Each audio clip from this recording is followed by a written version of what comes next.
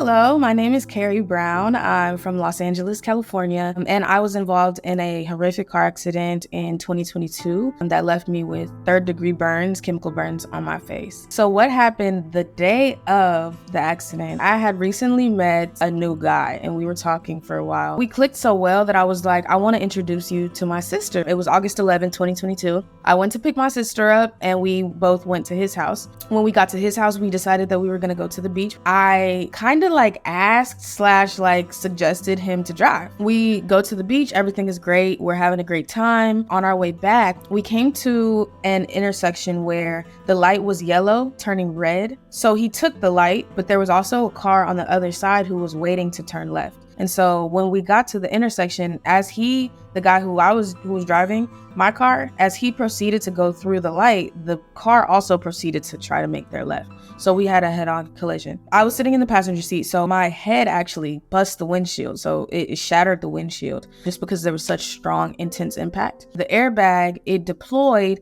but then it exploded directly in my face. When it exploded, I literally didn't know what happened. All I felt was, picture a baseball bat being swung at your face. Like, that's what it felt like. It hurt extremely bad. There was so much pressure and, I couldn't hardly open my eyes. So after that happened, after the impact, we all sat in the car. Thank God we all made it out alive.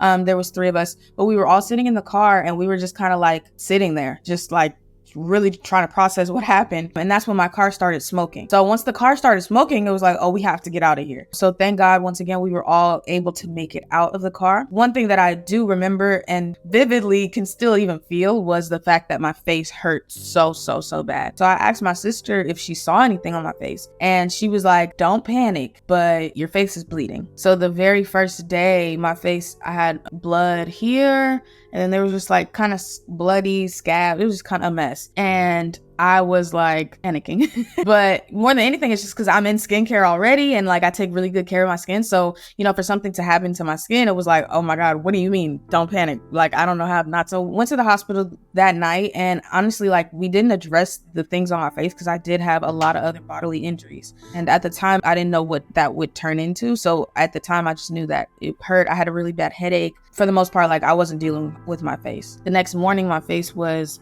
scabs, kind of, really just a bunch of scratches. They didn't really look fully developed yet. It kind of looked like I had a bunch of scratches on my face. But when I woke up the next morning, I was extremely heartbroken. Now, not only did it hurt physically, I couldn't talk really because one of my main scabs was right here. So it was right at the bend of your mouth. So it's I couldn't talk, It hurt to talk. So when I woke up the next morning and looked in the mirror, it was one of the most painful things I've ever seen in my life just to deal with personally. To come out alive is a blessing, and I am immensely grateful for that, of course. But to come out, with something that you don't know what it is, you don't know if it'll ever heal, you don't know anything. You just know that this is now you and this is the new you. And so, it really took a toll on me emotionally, psychologically, mentally, all of that. The guy who got us into a car accident, we weren't even officially together. My parents never met him. So the night of the accident, that was my first time introducing him to my parents, which is the worst time to introduce somebody.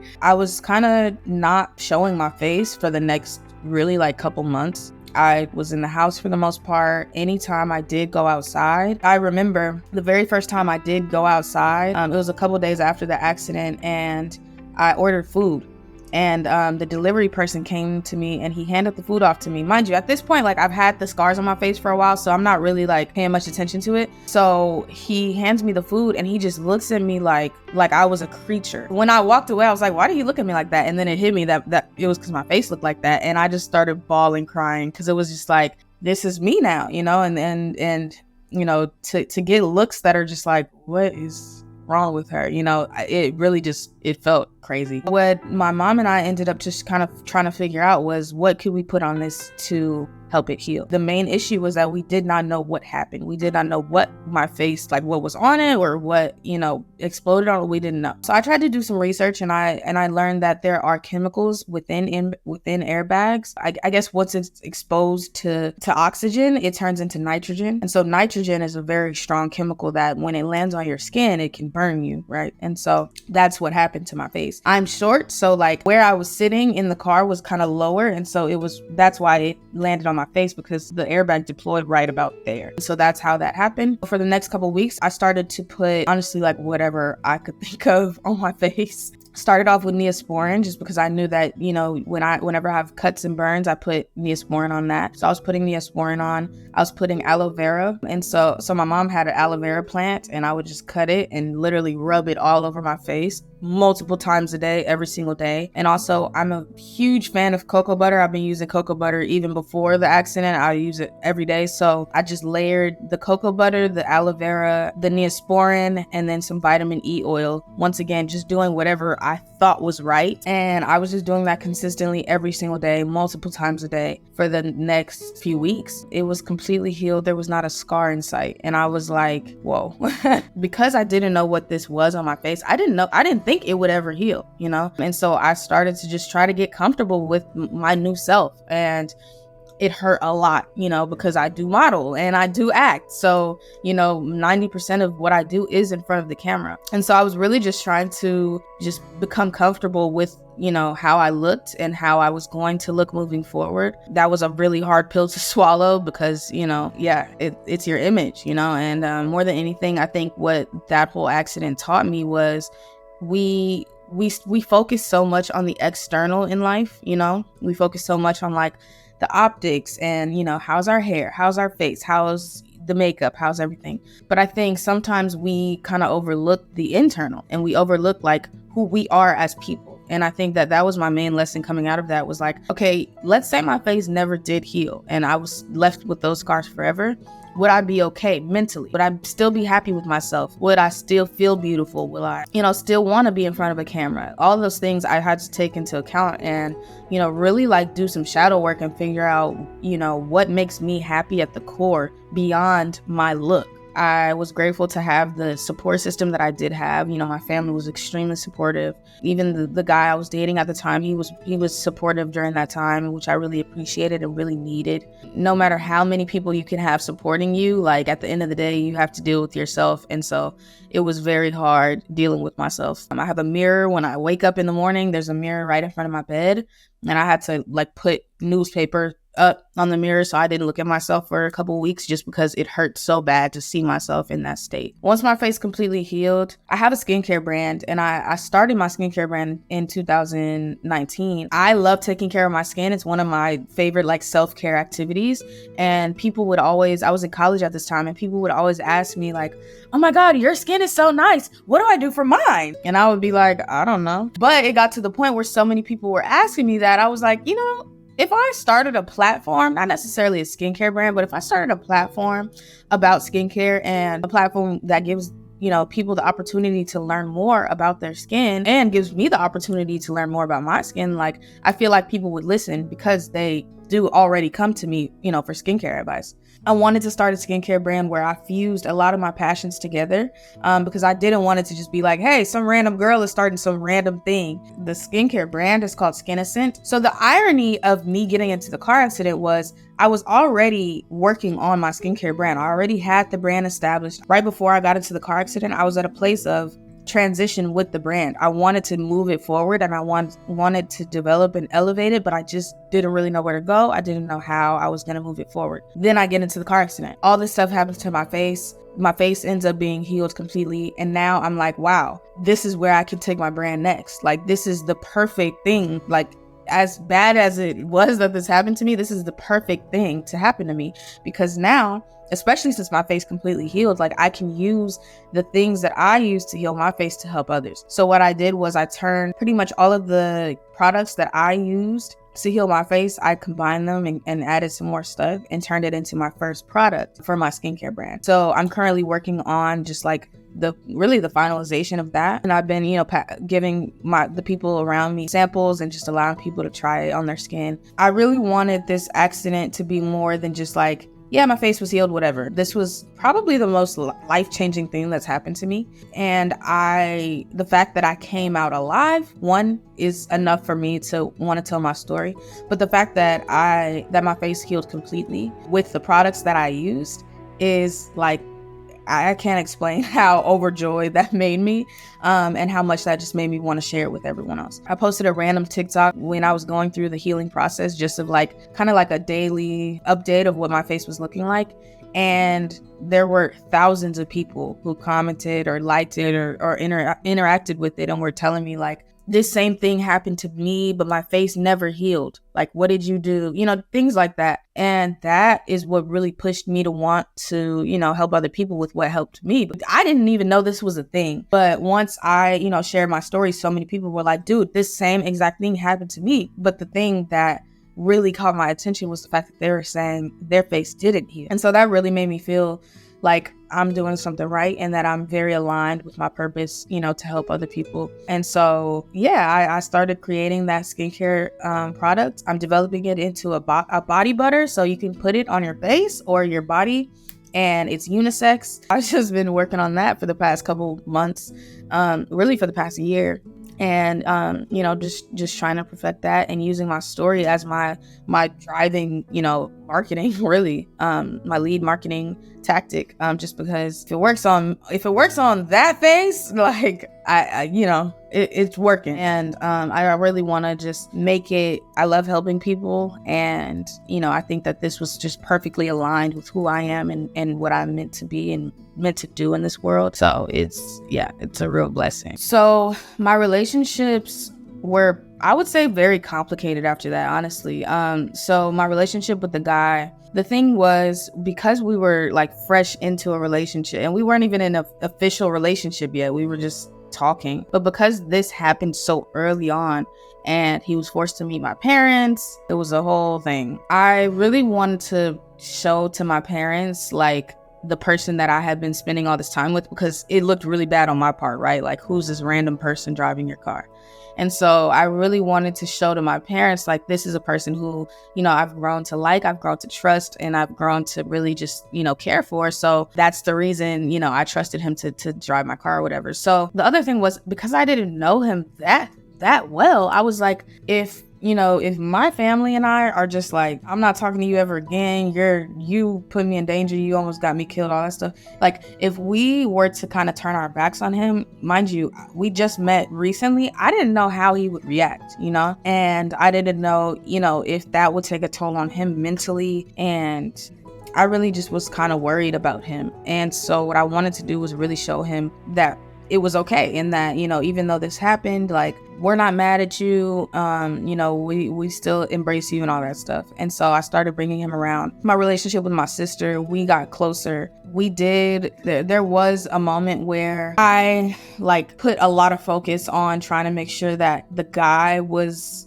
like, felt okay and felt like, not guilty and all that stuff, that I did lose sight of my sister. And we didn't talk for a good amount of time. I checked on her and all that stuff, but I know that we're very, very close. And so that those couple weeks, couple months where we didn't really talk too much did have a huge effect on me, just because, I felt like I abandoned her in that whole process. Once we talked about it after, we just both came to an understanding that nobody knew what to do after this accident. Nobody knew what the right thing to do was. Nobody knew really anything. We were all just going, like, literally piece by piece, day by day, just going with the flow. So what I appreciated was that she gave me, so much grace, and just like did not make me feel like guilty or like I was doing the wrong thing or anything. So, but I did feel like I abandoned her just because it was just so hard for me to like keep the balance of like making sure that I was okay, making sure that he was okay, making sure that she was okay. And mind you, we're dealing with these physical things, but we're also dealing with the mental of it, but we're also dealing with the legal.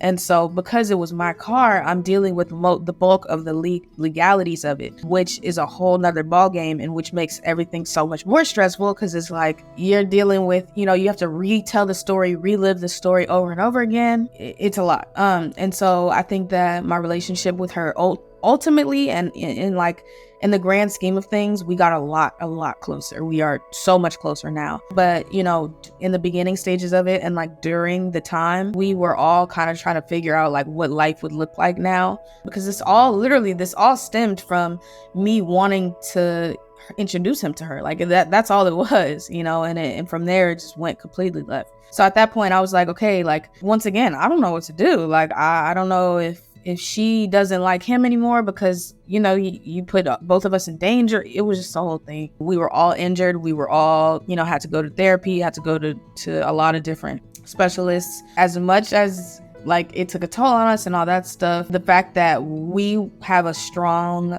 relationship, the fact that we, through it all, like even though we took some time and we didn't talk and all that stuff, like through it all, we were there to support each other through it all. There was no bad blood. There was no hate. There was no negative, anything towards each other. It helped us grow stronger for sure, just as a unit and, individually. And so I think that was the beauty of it all. We were really close and I really cherished that relationship. My main thing for me, like in my family, I was raised as in a faith-based family. And so I pray about everything.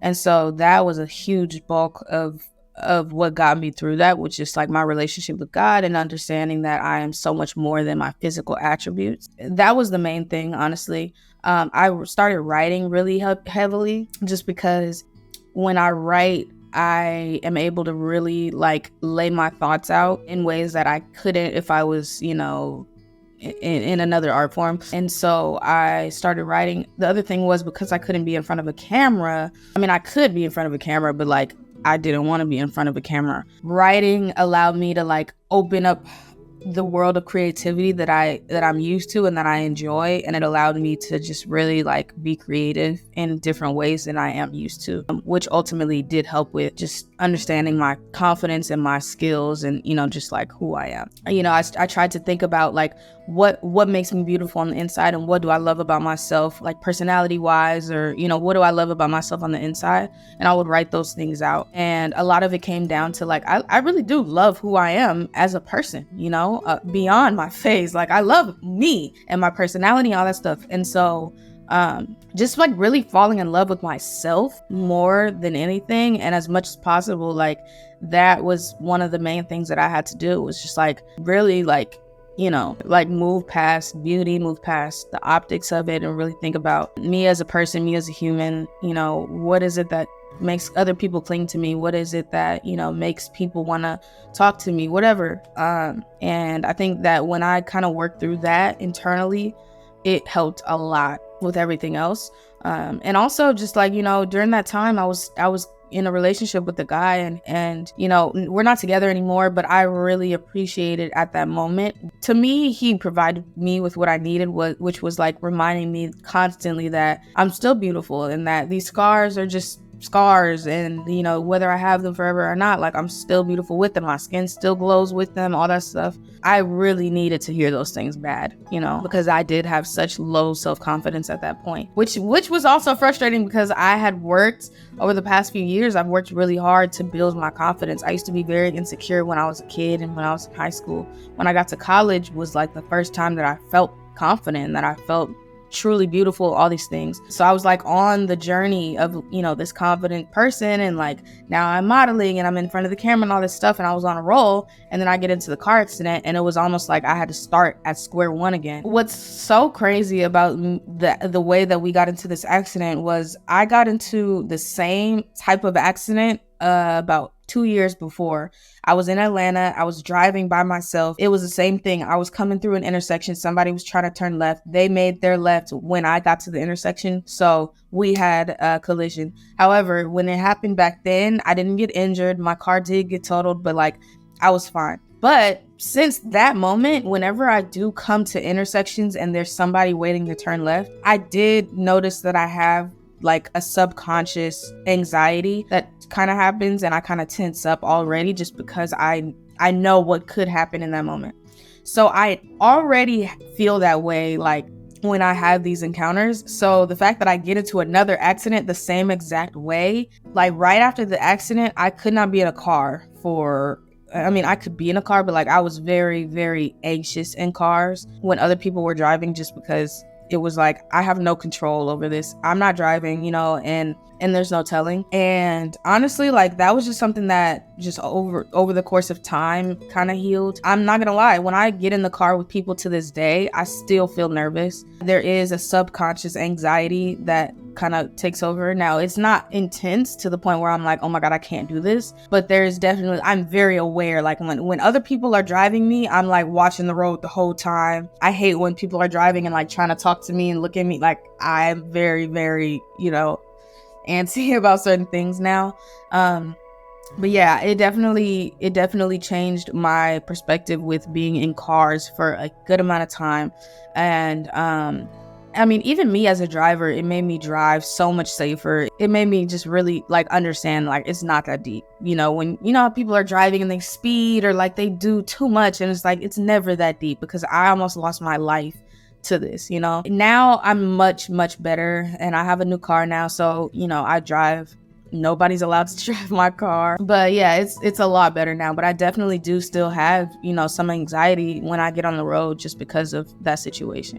And I really hope that when you guys go through things, of course it might affect you physically, mentally, whatever, like at the root of it, go back to who you are, like what makes you you beyond what you look like. I think that's extremely important, especially in today's society.